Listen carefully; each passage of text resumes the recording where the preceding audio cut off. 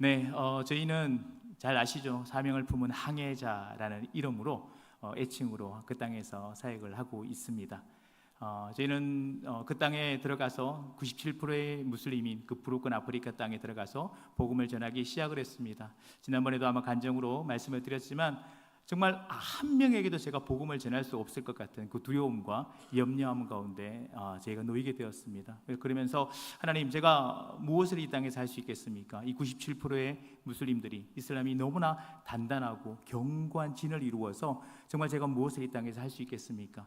그렇게 눈물로 기도하고 있을 때 하나님께서 에스겔 47장 말씀을 주시면서, 에스겔 47장 말씀에 보면 성전 문지방에서 흘러나온 그 생명수가 흘러 강을 이루어 가는데, 그 강가의 모든 것들, 모든 죽어 있는 것들이 되살아나는 그 역사를 말씀하시더라고요.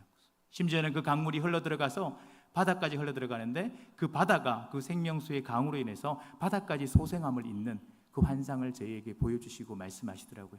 그러면서 그 강가에 내가 한 명의 어부를 세울 것인데, 바로 내가 너를 불러서 그 강가에서 거물을 내리게 할 것이라는 확신의 말씀을 주셨어요. 그러면서 저희를 종종 마을들로, 전기도 없는 그 마을들로 인도에 가셨습니다. 내륙으로 30km, 40km씩 가는 곳곳마다 종종 작은 부락들을 만나기 시작을 했고, 세네갈은 58개의 종족이 있는데 그 종족 부족들을 만날 때마다 가는 곳곳에서 하나님을 안다는 청년들을 만나고 하나님을 만났다라는 청년들을 만나기 시작을 했습니다. 얼마나 놀랍습니까? 그 무슬림이 100%인 그 종족 마을에서 그때 하나님을 안다고 이야기하는 청년들을 만나면서 그들에게 물었습니다. 누가 너에게 복음을 전했냐고. 아무도 복음을 전한 자가 없대요. 그럼 어떻게 하나님을 알고 예수님을 만났냐고 물으니 하나같이 자신들의 그 감정들을 토해내기 시작을 합니다. 꿈을 통해서, 환상을 통해서. 어떤 청년은 꿈속에서 이 성경책을 먹어라 하면서 예수님이 나타났대. 그리고 두 번째 날도 똑같이 이 성경책을 먹어라. 3일을 똑같은 꿈을 꾸은 형제가 너무 두려워서 이 성경책을 찾을 수가 없으니까 인근에 있는 캐톨릭 교회에 가서 밤에 몰래 성경책을 훔쳐 나와서 저를 만나기 전까지 3년 동안 이 캐톨릭 성경책만을 읽고 있었습니다. 저를 만나면서 얼마나 많은 질문들을 토해내는지 몰랐습니다. 그리고 어떤 자매는 그 광야에서 예수님께서 십자가 골고다 못 박히시는 그 환상을 보기 시작을 합니다.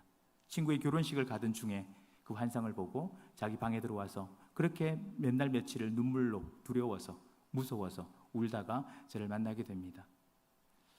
그래서 저는 선교를 정말 아무것도 할 수 없을 것 같은 그런 연약한 자들을 불러서 하나님의 선교, 하나님이 일하시고 역사하시고 하나님께서 스스로 그 생명으로 흘러가시면서 살리시는 그 현장들로 인도하셔서 그 하나님의 사역에 참여케 하시고 동참케 하시고, 그로 인해서 하나님의 그 열매들을 거두게 하는 그 은혜를 주신다는. 그래서 저는 선교는 하나님이 하시는 것이다. 선교는 하나님이 하시는 것이다. 지금도 그 마음으로 계속해서 종족마을에 교회를 개척하기 시작을 했습니다. 그렇게 하나님께서 보여주셨던 그 확신과 그 환상을 통해서 종족마을들을 다니기 시작을 했고, 그렇게 만났던 청년들과 함께 말씀을 나누고 복음을 나누고 함께 그들과 자고 먹고 그들을 가르치는 사역들을 시작을 했습니다. 그렇게 하다 보니 형제의 집에서 예배가 드려지기 시작을 했습니다. 첫 번째, 우리 2013년도에 우리 와할잠 가정교회라는 교회가 형제의 가정에서, 집에서 개척이 되어졌습니다. 아마 지난번에도 간증을 드렸을 텐데요. 그래서 지금까지 와할잠 가정교회는 계속해서 성장을 하고 있습니다. 그래서 지금은 이제 숫자가 좀 많아져서 마당에서 예배를 드리기도 하고, 또 숫자가 적을 때는 형제의 방에서 여전히 예배를 드리는 모습입니다. 소리를 조금 올려주시겠습니까? 네.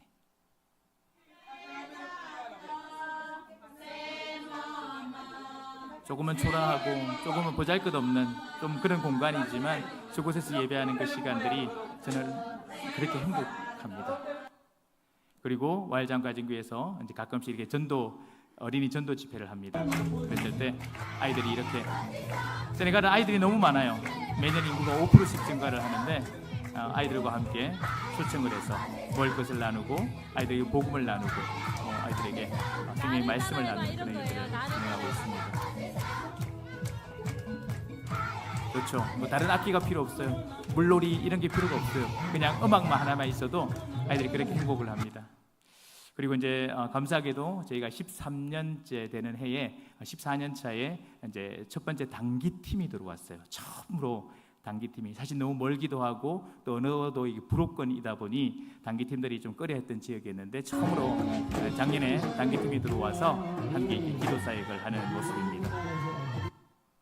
네, 그리고 두 번째 마을에 이제 2015년도에 옌겔의 마을이라는 교회가 개척되어졌습니다. 지난번에 간증을 드렸지만 특별한 은혜가 있었고 사실 뭐 이 땅에서 그냥 예배를 드리는 것만도 너무 감사했는데 예배당을 세운다, 한 성전을 세운다는 생각은 정말 생각도 하지 않았는데 특별한 하나님의 은혜와 또 인도하심이 있어서 예배당이 세워지고 지금은 2명의 목회자가 나왔어요. 그래서 둘 다 목사 안수를 받았고요. 그래서 작년부터 현재 이제 리더십 2학이 진행되어졌고 사실 원래부터는 거의 제가 잘 찾아가지 않습니다. 이제 한 번씩 돌아보고 격려하고 필요한 부분들을 채워가는 일들만 진행하고 있는 교회입니다. 네, 지난 단기팀 들어오실 때 연합으로 함께 예배했던 모습입니다.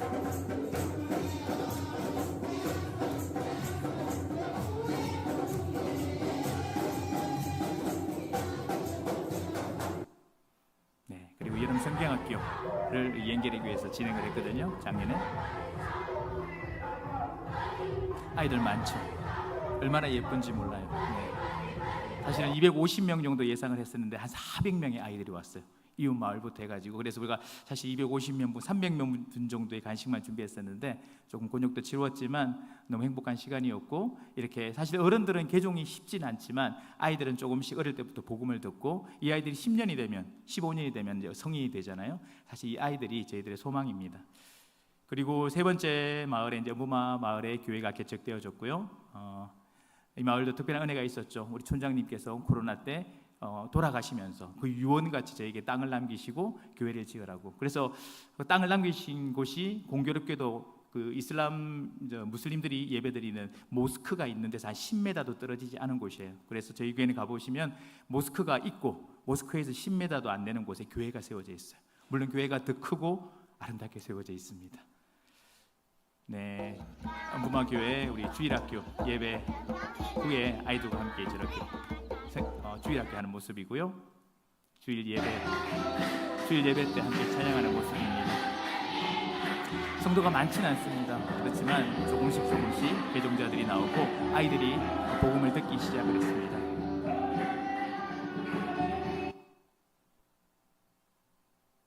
그리고 주일 오후에는 필요에 따라서 이렇게 쌀 나눔을 합니다. 그래서 너무 가난하고 어렵기 때문에 쌀 나눔 한다고 마을에 있는 모든 어르신들을 초대해서 저렇게 함께 복음을 전하고 먼저 말씀을 나누고 그리고 쌀을 나누는.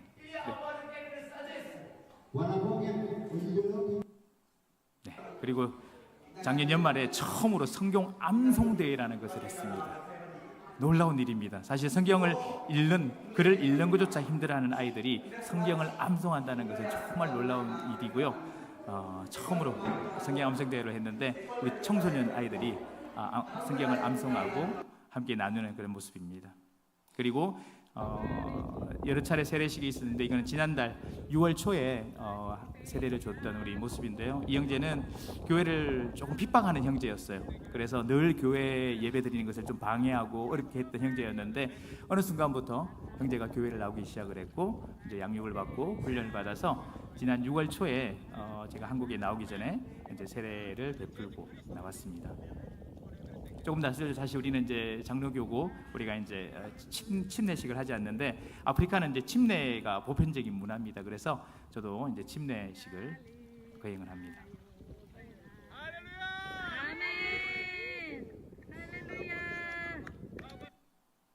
그리고 또 단기팀이 오셔서 아이들과 함께 놀아주고 여름 성경학교를 진행했던 사역들이 있었고요.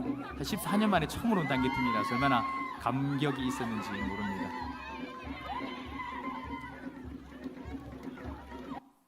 네, 그리고 네 번째 우리 교회가 지금 개척되어지고 있습니다. 주름마을의 가정교회인데요. 아직까지 예배 처수가 없어서 이제 그 성도의 한 가정에서 건축하고 있는 성도의 한 가정에서 이렇게 예배를 드립니다. 그냥 악기는 특별한 게 없는데도 저리 물통 하나를 두들겨도 나와서 하나님의 마음껏 춤추며 찬양을 합니다. 얼마나 흥겹게 하나님을 경배하고 찬양하는지 모릅니다. 다윗이 하나님 앞에서 바지가 벗겨진지도 모를 정도로 기뻐하며 찬양했던 그 모습들. 우리 한국 교회도 좀 이랬으면 좋겠어요. 우리 장로님들부터 이렇게 좀 춤추면서 좀 찬양했으면 좋겠습니다. 네. 그리고 말씀을 나누고요. 사실 아직 가정교회가 이제 개척되어져서 성도들이 많지는 않지만 이런 가정교회들이 이제 세워진 형제들, 제자들로 통해서 계속해서 조금씩 개척되어지고 있습니다. 그래서 뭐 숫자적으로 우리가 따지진 않지만 더 많은 마을들에, 더 많은 종족들 가운데 이런 교회들이 또 예배 공동체가 세워질 수 있도록 계속해서 기도를 부탁드리겠습니다. 그리고 주로 가정교회에서 전도 축제예요. 전도 이제 마을 분들을 초대해서 기도 사역을 하고 또 함께 찬양하고 복음을 나누는 흥이 많죠. 네, 그리고 계속해서 긍휼 사역과 이제 구제 사역들을 진행을 하고 있고요. 네. 그리고 특별히 우리 오늘 좀 목사님도 말씀을 주셨지만 이 센터 사역을 준비를 하고 있습니다. 이 센터 사역은 사실 우리가 하드웨어적인 사역이 아니라 아까 보셨던 그 종족 마을들에 세워진 종족의 우리 청년들과 지도자들을 좀 더 잘 훈련하고 교육하고 양육할 공간이 필요했습니다. 왜냐하니까 전기가 없는 그 마을들에 들어가서 양육하는 것이 쉽지가 않았어요. 그래서 사실 뭐 하드웨어적인 작업이라고 보기에는 볼 수도 있는데 사실은 하드웨어적인 작업이라기보다 저는 소프트웨어라고 생각을 했습니다. 이 공간을 통해서 더 많은 자들이 훈련받고 통로로 흘러 들어가는, 또 다시 흘러 보내서 자신들이 태어난 종족 마을로 또 보내어 그들이 스스로 교회를 개척하는 그 일들을 진행하고자 센터가 진행되어지고 있고요. 지난번에도 또 기도해 주시고 후원해 주셨는데 쉽지가 않더라고요. 건축을 아마 우리 교회도 여기 센터도 건축을 해보셨지만 해보니까 생각보다 쉽지가 않다. 그러면서 하나님 기도하면서 조금씩 지금 이제 마무리가 되어가고 있습니다. 그래서 내장 공사가 지금 시작되었고요. 또 하다 보니 뭐 화장실을 하나 더 만들었으면 좋겠다 이런 마음도 있어서 조금씩 설계 변경들이 조금 있어서 또 화장실도 하나 더 지금 건축을 하고 있고 조금씩 그래서 기도해 주시면 이 센터가 곧 빨리 속히 마무리되어져서 정말 종족 마을에 세워진 교회들을 좀 세워가고 지도자들을 세워가는 그런 좋은 공간으로 사용되어질 수 있도록 기도를 부탁드리겠습니다. 네, 사역복음은 이 정도 나누고요. 함께 좀 말씀을 나누도록 하겠습니다. 우리에게 정해진 인생을 살아가면서 우리가 무엇을 품고 살아가는지는 우리 인생의 목적과 방향과 삶의 질을 바꾸는 아주 중요한 요소입니다. 무엇을 품고 살아가는지.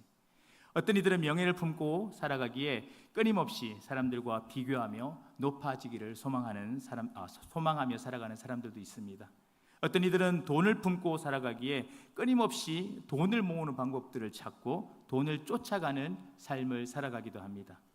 또 어떤 이들은요, 아무것도 품지 않은 채 인생의 목적도 방향도 없이 그렇게 표류하다 삶을 마치기도 합니다.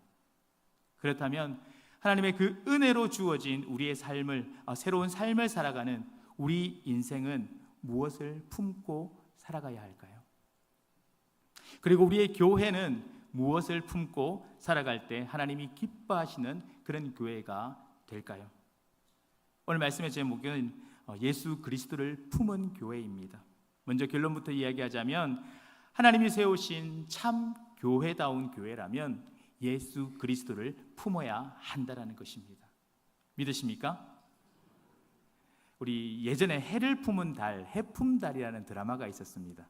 사실 제가 그 드라마를 보지는 못했는데 그 제목이 저한테 너무 은혜가 되었어요. 해를 품은 달, 사실 일반적으로 생각하면 해가 달을 품는 것이 정상적인 생각이지 달이 해를 품는다는 것은 일반적이지 못한 생각일 것입니다. 왜냐하면 태양은 달보다 400배나 크기도 하고 태양은 스스로 빛을 내지만 달은 스스로 빛을 내지도 못하는 그런 우주에서 그저 점과 같은 아주 미약한 존재이기 때문입니다.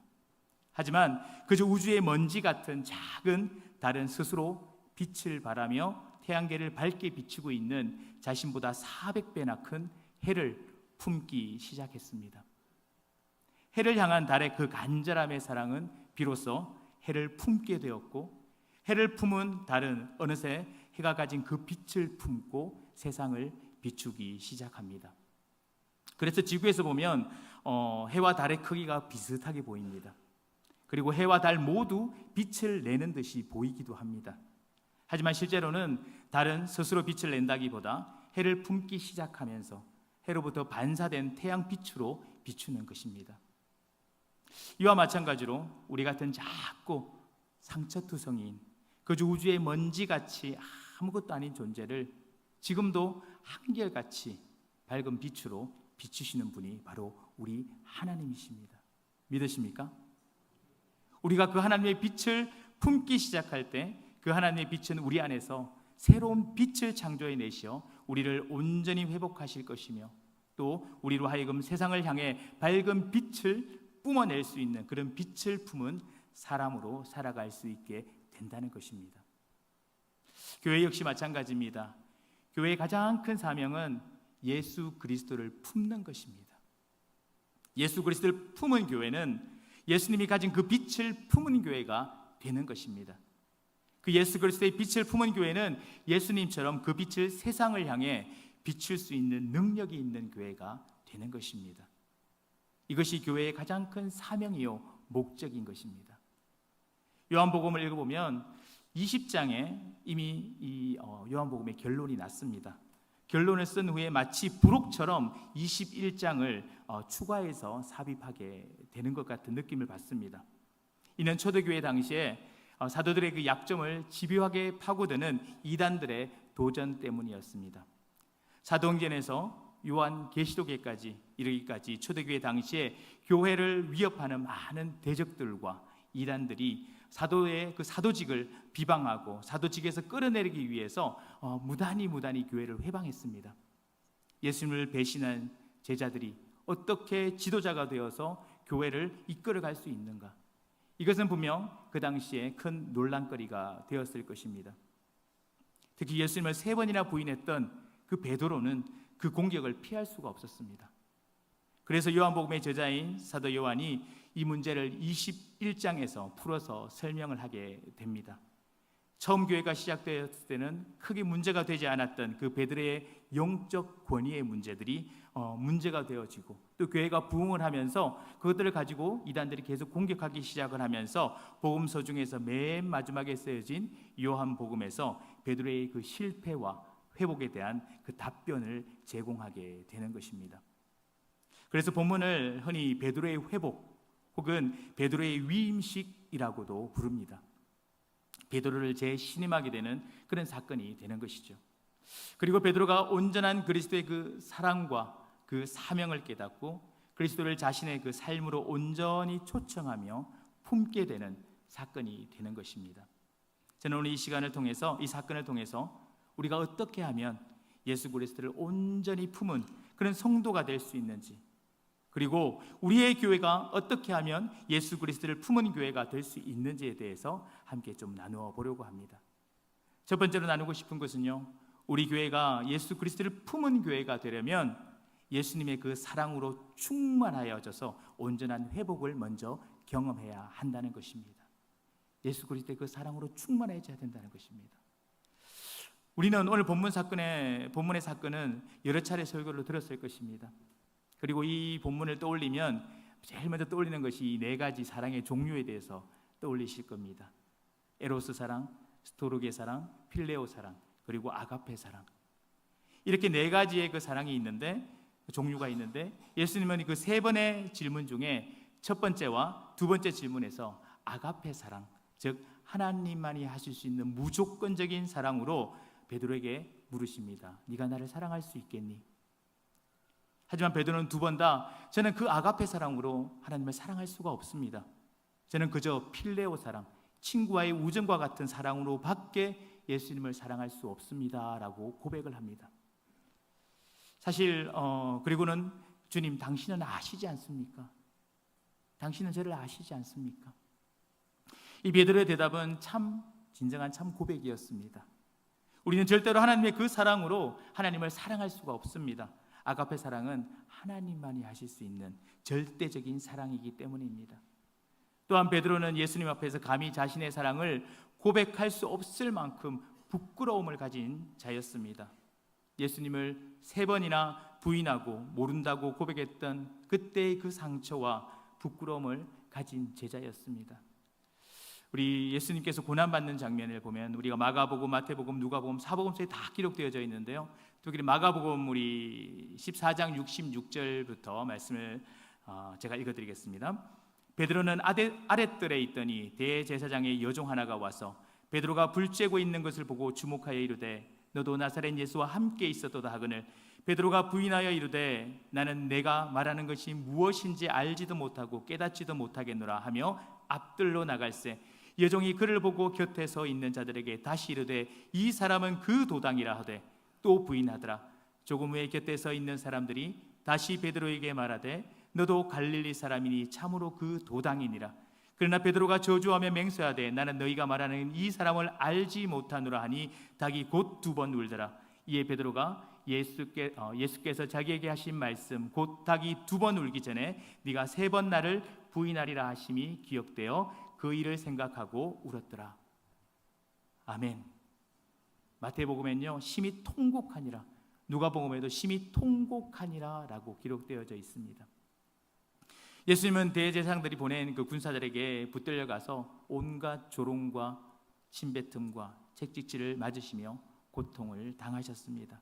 그 모습 앞에서 베드로와 그 같은 공간에서 베드로는 함께 있었습니다. 예수님과 그렇게 3번이나 예수님을 모른다고 부인하게 될 때 그 공간에서 아마 한 번 정도는 고통받고 계시는, 채찍질에 고통당하시는 그 예수님과 두 눈이 마주치지는 않았겠습니까?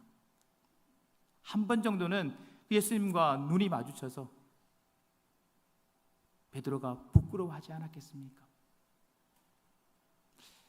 베드로는 그 고통 가운데 계신 예수님을 보면서 그 모습을 외면하고 부인했던 그때 그 보았던 예수님의 그 눈빛을 잊을 수가 없었습니다. 그 눈빛을 기억할 때마다 심장이 터질 듯한 부끄러움과 죄책감은 베드로를 아프게 하고 힘들게 했을 것입니다.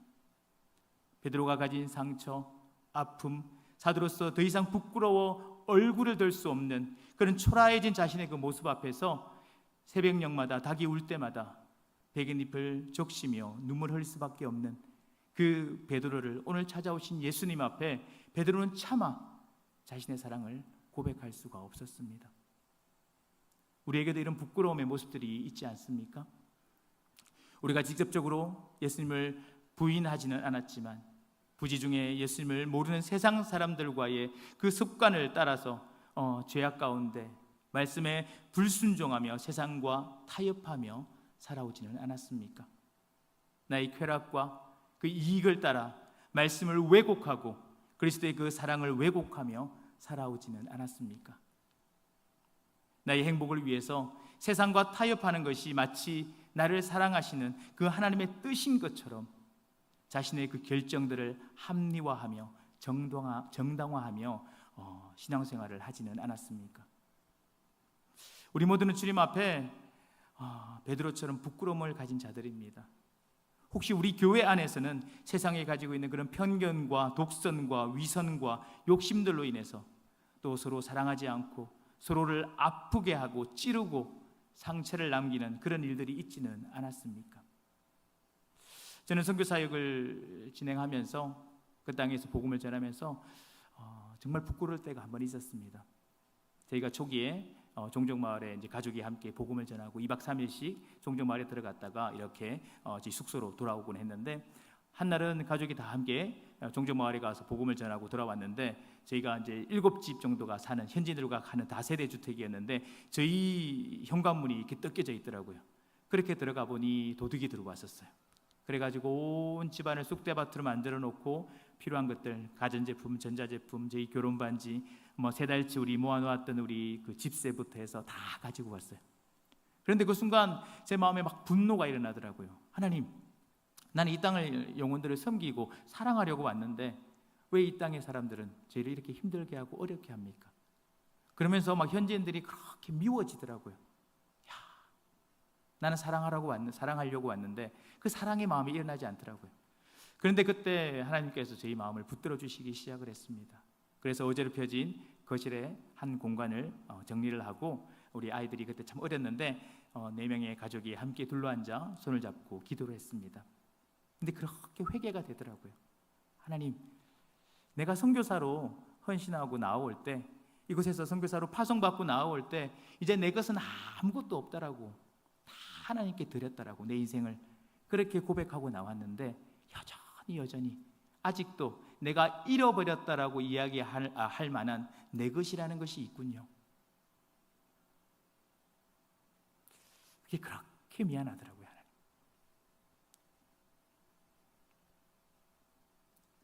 그렇게 한창을 가족이 손을 잡고 울었던 것 같아요.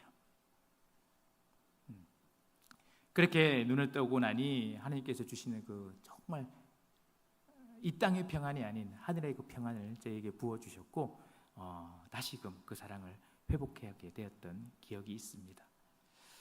세 번째 질문에서 예수님은 베드로가 고백할 수 있는 사랑인 필레오 사랑, 친구의 우정과 같은 사랑으로 다시 물으십니다. 왜냐하면 베드로에게 사랑을 물으신 이유가 더 크고 더 위대한 사랑에 대한 요구가 아니라 베드로가 가진 부끄러움과 그 상처를 회복해 하셔서 그 사명을 품을 수 있도록 세워가기 위함이었기 때문이었습니다. 베드로를 찾아오신 예수님은 베드로의 마음 가운데 있는 그 부끄러움과 그 상처들을 일일이 이야기하지 않으셨습니다. 예수님은 그의 실수에 대해서 비판하고 원인을 추궁하지 않으셨습니다.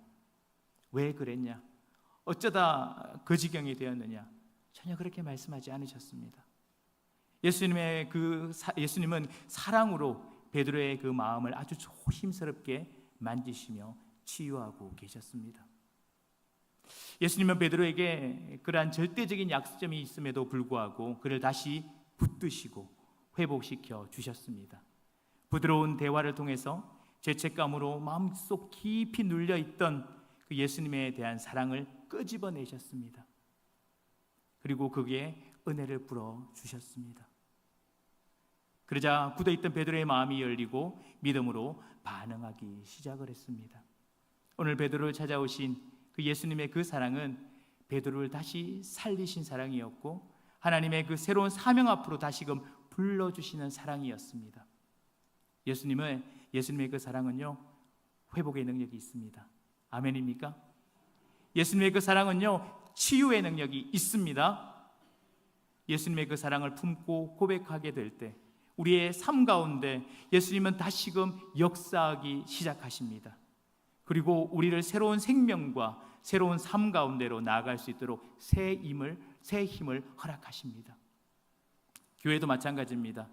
예수님의 그 사랑을 잃어버린 교회는 반드시 주님의 그 사명을 잃어버리게 되어 있습니다. 예수님의 그 사랑으로 회복이 일어나고 치유가 일어나는 교회들은 반드시 하나님의 그 역사들과 간증들이 넘쳐나게 됩니다.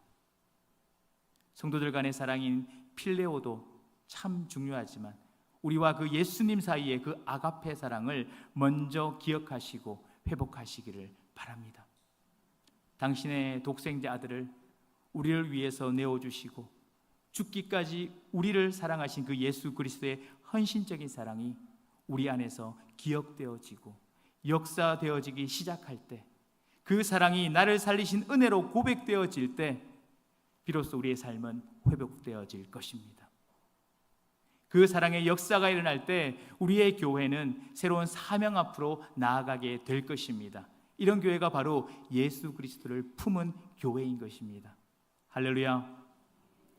두 번째로 생각해 보고 싶은 것은요, 예수 그리스도를 품은 교회는 하나님이 맡기신 양들을 잘 돌보는 교회입니다. 예수 그리스도의 사랑은 베드로가 가진 사도로서의 신분을 회복시키셨습니다.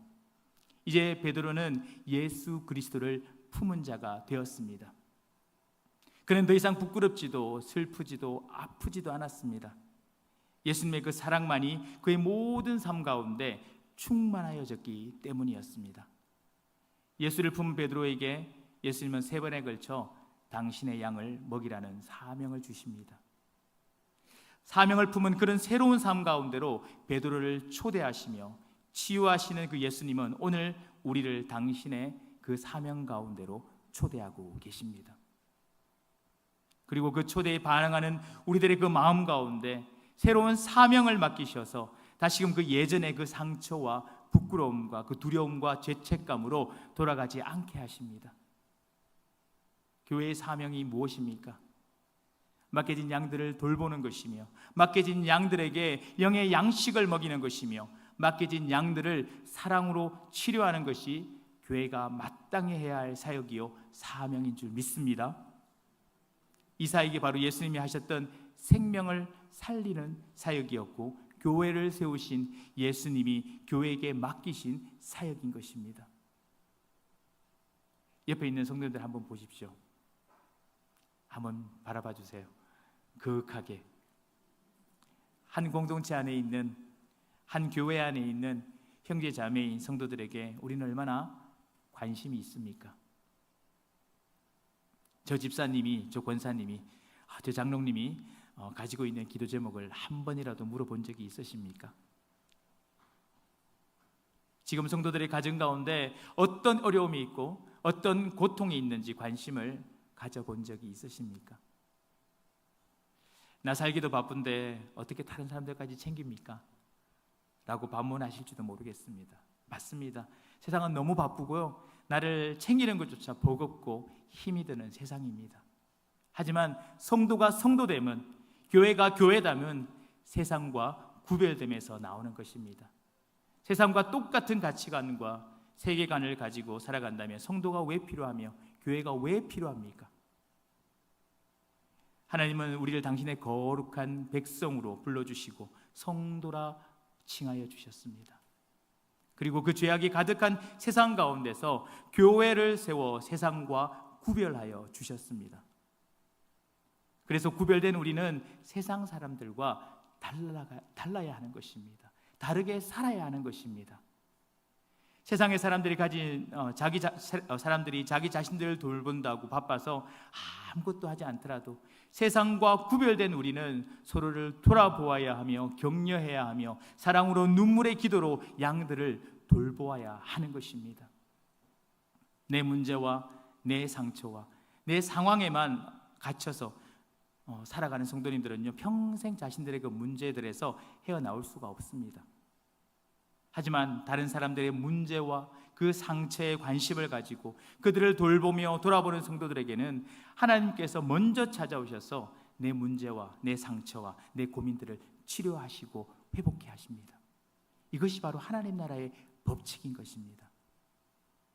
내 것을 나누어 주고 퍼주는 자들의 삶과 마음은요, 더 풍요롭고 풍성해지는 것입니다. 믿으십니까? 이것이 세상과 구별되어 살아가는 하나님의 선택받은 백성들이 마땅히 해야 할 사명인 줄 믿습니다.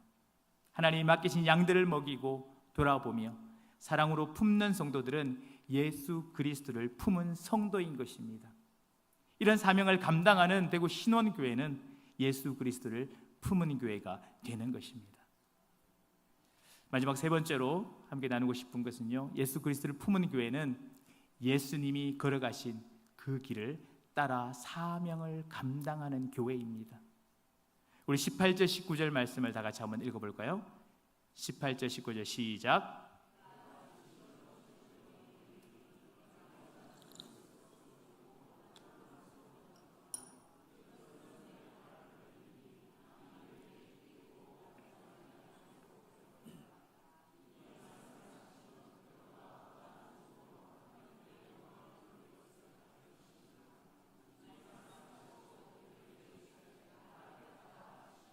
아멘. 예수께서 베드로에게 나를 따르라고 말씀하실 때에는 단순히 사명을 가지고 스스로 주님의 길을 걸어갈 것을 당부한 말씀이 아니었습니다. 지금까지는 베드로가 자기 자신 스스로 원하는 곳으로 다녔지만 앞으로는 주님께서 강권적으로 베드로를 인도하실 것이라는 말씀입니다. 베드로가 어떠한 죽음으로 하나님께 영광을 돌릴 것이라는 말씀은 베드로의 순교에 대해서 예고를 하신 것입니다. 우리 역시 예수 그리스도를 품고 주님을 온전히 바라보아야 합니다.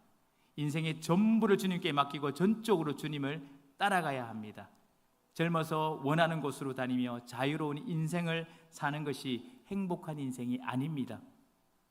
내가 원하지 않더라도 주님께서 인도하시는 곳으로 가는 것이 복된 인생이요, 행복한 인생인 것입니다. 왜냐하면 주님이 나와 동행하시는 그 인생이 진정 성공한 인생이기 때문입니다.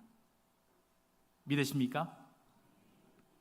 우리가 주님을 따른다고 해서 주님이 걸어가신 그 길을 모두 따라갈 수는 없습니다.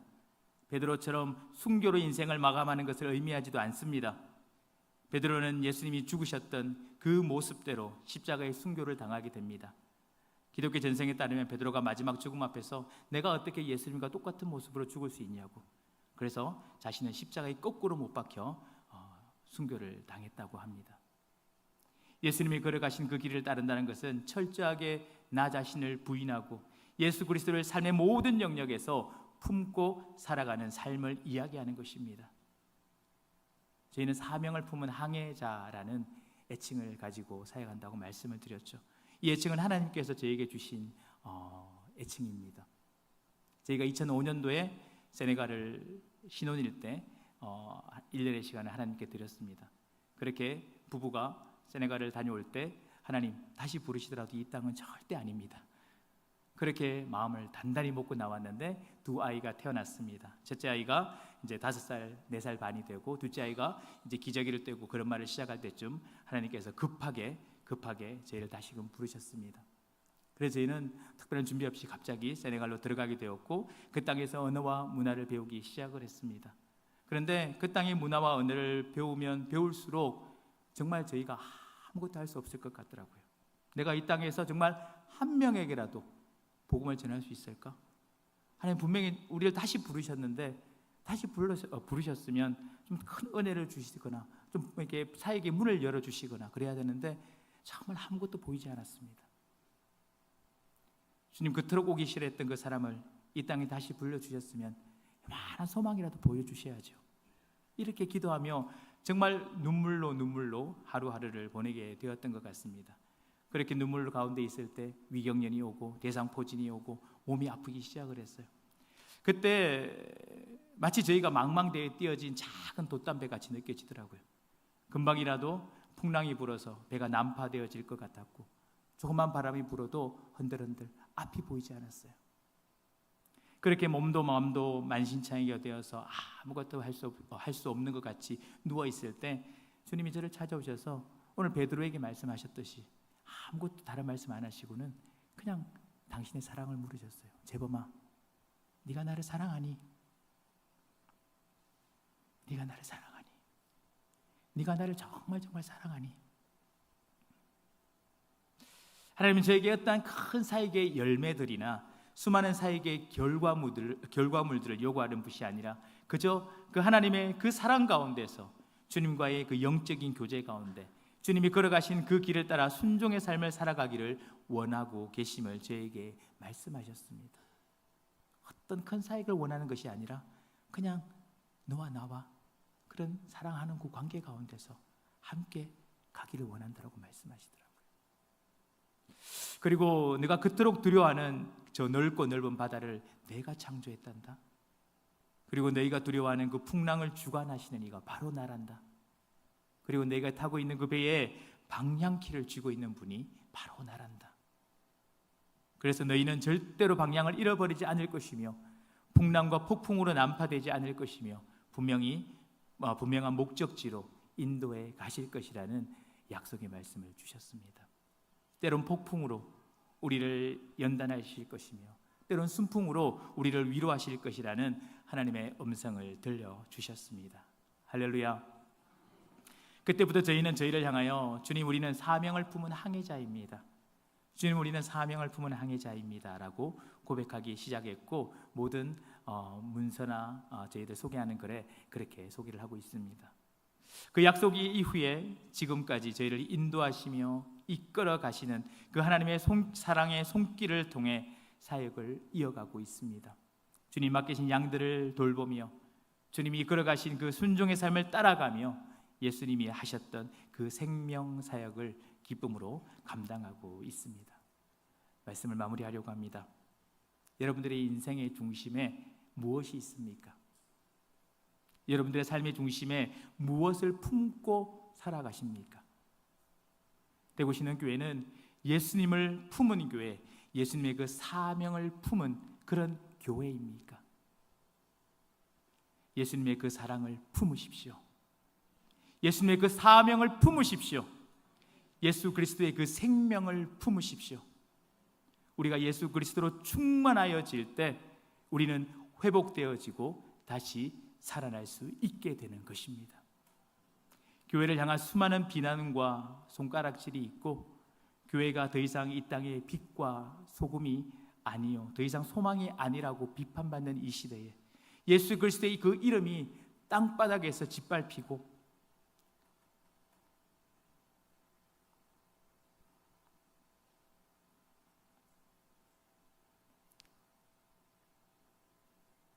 땅바닥에 짓밟히고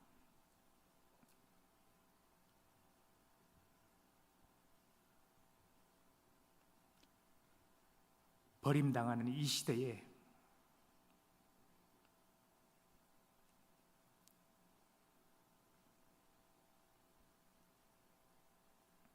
우리는 다시금 예수께로 돌아가야 하는 것입니다. 예수 그리스도로 충만하여져서 예수 그리스도의 그 사랑과 그 사명과 그 생명을 다시금 품어야 하는 것입니다. 우리 스스로 빛을 낼 수 없고 우리 스스로는 사랑할 수도 없습니다. 오직 예수 그리스도의 그 참 생명을 품고, 오직 그 예수 그리스도의 그 참 사명을 품고 예수 그리스도로 충만하여질 때 우리는 해를 품은 달처럼 밝은 빛을 품을 수가 있는 것입니다. 예수 그리스도의 그 사랑을 품은 교회는 반드시 하나님이 붙들어 주시며 동행하여 주십니다. 그리고 회복과 치유의 역사가 일어납니다. 그리고 그 역사가 일어나는 교회는 반드시, 또한 반드시 하나님께서는 사명을 허락하시고 그 사명을 품게 되는 것입니다. 대구 신흥교회 모든 성도님들과 직분자들께 간곡히 부탁을 드립니다. 예수 그리스도를 품은 그런 성도들이 되십시오. 예수 그리스도를 품은 그런 교회가 되십시오. 예수 그리스도의 사명을 품은 교회가 되십시오. 오직 예수의 그 생명으로 충만한 교회가 되어지기를 주님의 이름으로 축원합니다. 기도하시겠습니다. 사랑의 아버지 하나님, 감사합니다. 우리 모두는 하나님 앞에서 예수님을 3번이나 부인하고 모른다 했던 베드로보다 더 부끄럽고 연약한 인생임을 다시금 고백합니다. 때는 우리가 가진 의로 인해서 나는 아무런 문제도 없고 하나님 앞에 부끄러움 없다고 자신을 해보지만 우리 스스로는 우리를 너무 잘 알고 있지 않습니까? 얼마나 부족하고 얼마나 연약하고 주님 보시기에 부끄러운 인생인지를 우리는 너무나 잘 알고 있습니다. 예수님의 사랑이 없이는, 예수님의 그 빛이 없이는 우리는 회복될 수 없음을 또한 고백합니다. 예수 그리스도의 사랑을 품지 않고서는, 예수로 충만하지 않고서는 우리는 어떠한 방법으로도 이 부끄러움과 연약함에서 벗어날 수 없음을 주님 고백합니다. 이 시간 예수 그리스도를 우리의 삶으로 초대하며 다시금 품기를 원합니다. 예수님, 이 시간 오셔서 내 삶의 참 주인이 되어 주십시오.